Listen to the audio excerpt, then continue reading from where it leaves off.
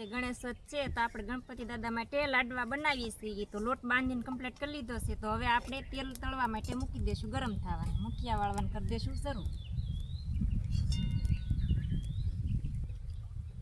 મુઠિયા વાળી લઈશું.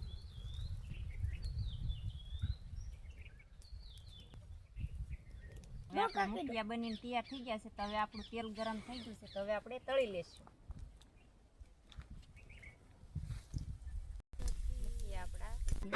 આપણા મુઠિયા તળાઈને કમ્પ્લીટ થઈ ગયા છે. તો હવે આપણે આને મિક્સરમાં ફેરવી દઈશું. તૈયાર થઈ ગયું છે.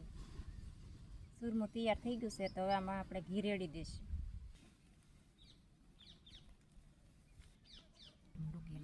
હવે આપણે સૂકા મેવા ઉમેરી દઈશું. હવે આપણે નાના નાના લાડવા વાળી લઈશું. પાણી રેડું